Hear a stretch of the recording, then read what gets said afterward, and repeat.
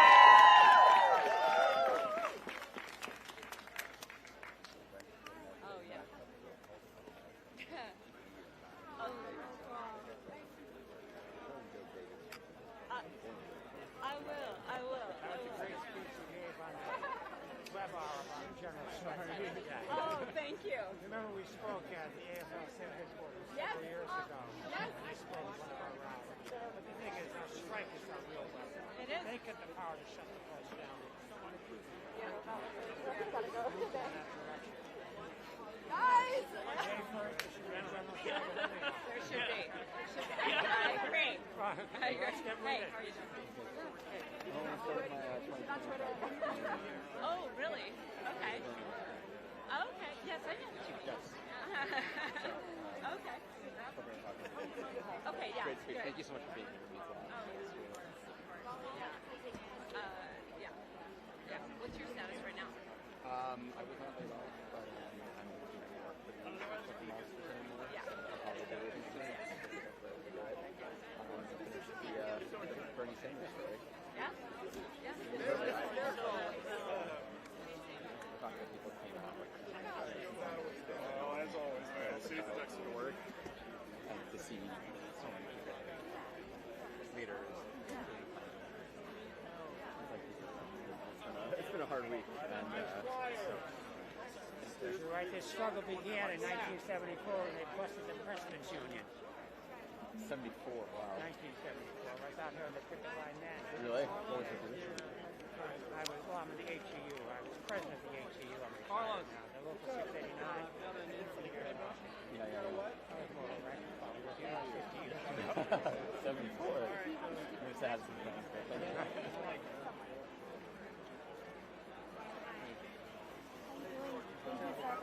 You okay?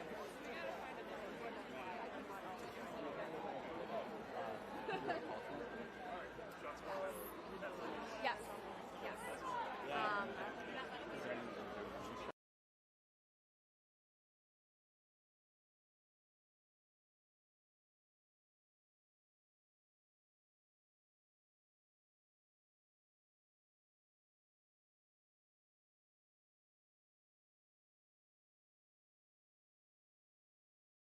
Years out of here. So,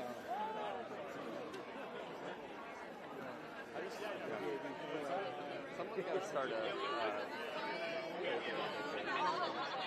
I've been thinking about that a lot. I would love to see the status, obviously, of the but and I know the 51st is doing it. So, but like an employee on paper, I always had this dream of